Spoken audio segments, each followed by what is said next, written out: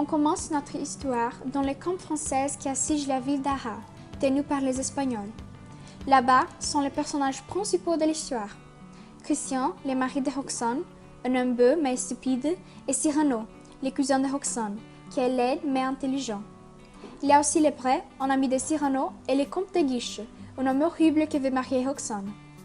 Roxane est une femme très belle et riche, qui tombe amoureuse de Christian et l'épouse, pour son apparence, mais aussi pour ses lettres d'amour. Elle ne sait pas qu'il y a Cyrano qui l'a écrit, parce qu'il l'aime, mais il pense qu'elle est trop laide pour elle. À cause des lettres, Roxane a décidé de rendre visite à son mari au milieu de la guerre, mais Christian ne sait pas que Cyrano a continué de les envoyer. Les carrosses s'arrêtent, la portière s'ouvre, laissant passer Roxane. Roxane, vous, au service du roi. Oui, tout c'est le roi qui compte, l'amour. Toi, Roxane, mais pourquoi? La siège est trop longue, ton absence est interminable. Ciel, Roxane. Bonjour mon cousin. Bonjour, Roxane. Quelle surprise. Mais comment vous faites pour passer les lignes? Au barrage espagnol, j'ai fait un sourire à l'officier de garde. Les Espagnols sont aussi galants que les Français. Il me suffisait de dire « Je vais voir mon amant » et l'officier donnait l'ordre aux soldats d'ouvrir le passage. « Passez, señorita !» Mon amant, pourquoi pas mon mari? C'est mon poétique. Personne ne laisse passer une femme qui rejoint son mari. Cela ne fait pas rêver. Madame, il faut vous en aller. Vous ne savez pas que... Roxane, vite, il faut partir. Il n'a pas une minute à peine. Roxane, on va bientôt s'abattre, c'est tout? Si tu dois mourir, je vais mourir avec toi. Je reste. C'est une pause terrible. Terrible? Terrible. C'est la même raison pour laquelle monsieur le comte nous chargeait à défendre jusqu'à mort. Ah, vous vouliez vous venger? Madame, je vous en prie, partez. Jamais de la vie. Roxane, mon amour, t'aimons bien les plus précieux, sauf toi. Soyez raisonnable. La situation est périlleuse. Vous avez entendu. C'est vous, mon cousin, qui m'invitez à la prudence? Je ne vous reconnais plus. Je n'ai jamais entendu de telles paroles dans votre bouche. En tant que cousin, je ne veux pas vous prouver de partir. Mais vous devez écouter votre mari et lui obéir. Partez, Roxane, partez. Roxane, je vais préparer ton carrosse pour ton départ. Christian sort, Cyrano le suit.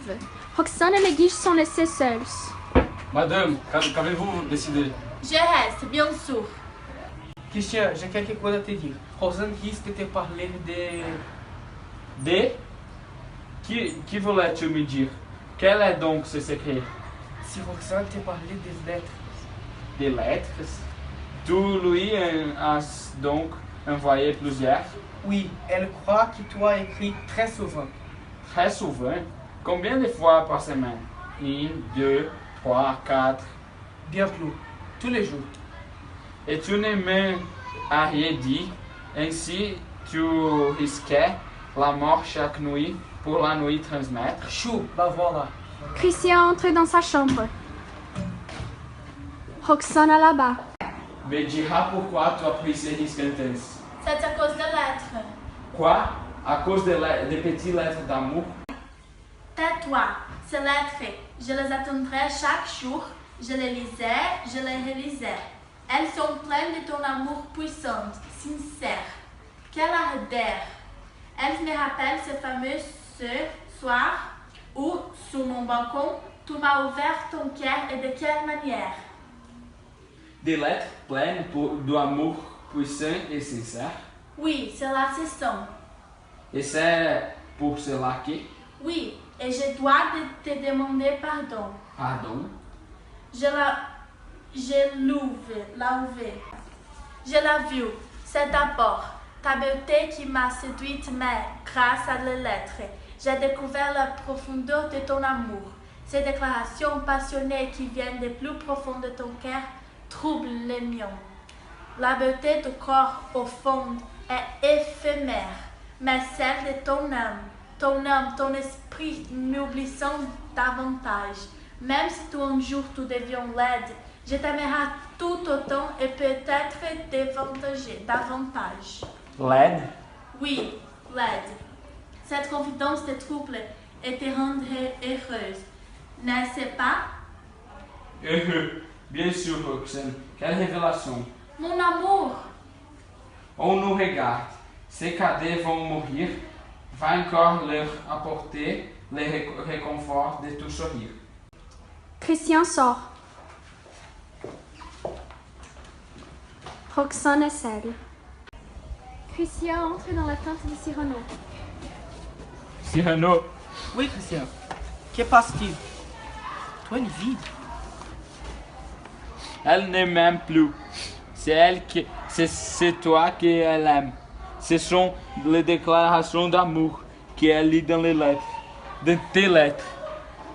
C'est lui qu'elle aime. C'est lui qui lui a écrit. Mais, que dis-tu? C'est toi qu'elle aime.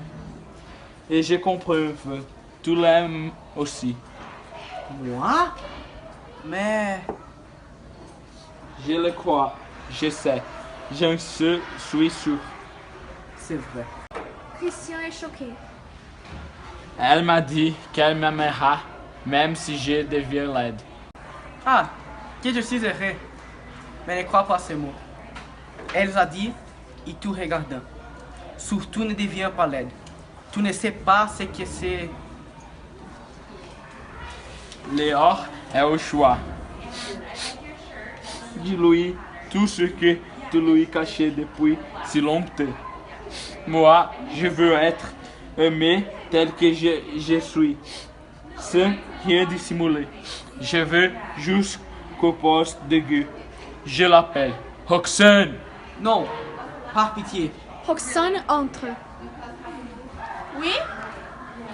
Cyrano a quelque chose à très important de te dire. Christian sort.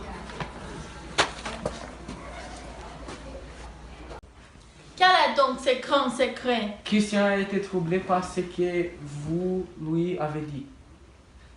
Je lui ai dit que je l'aime et que je l'aime tant que je l'aimerai encore même s'il devient laide. Laide? Oui, Défiguré? je l'ai dit et je suis sincère. Roxane, je dois te dire. Subitement, les prêtres est entré dans les tentes. Cyrano. Oui, les prêts. Christian. Des soldats entrant sous la tente pourtant Christian, presque mort.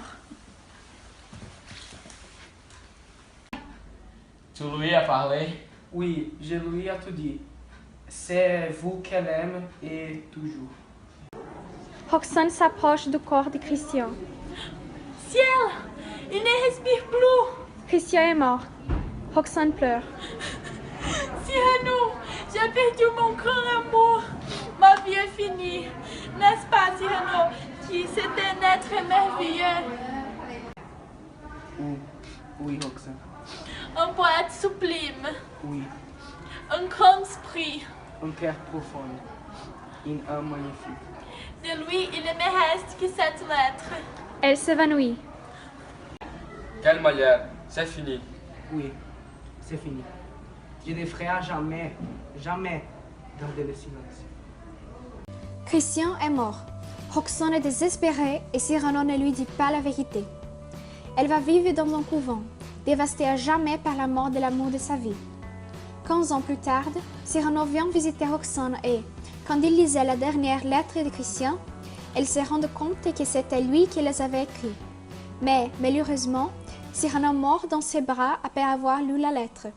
Roxane perd l'amour de sa vie pour une deuxième fois. Tell me the duck story. Cause de votre bouche. Maintenant que A duck je walked ne up peux. to a lemonade stand and he said to the man running the stand, "Hey, bump, bump, bump, got any grapes?" The man said, "No, we just sell lemonade, but it's cold and it's fresh and it's all homemade. Can I get you a glass?"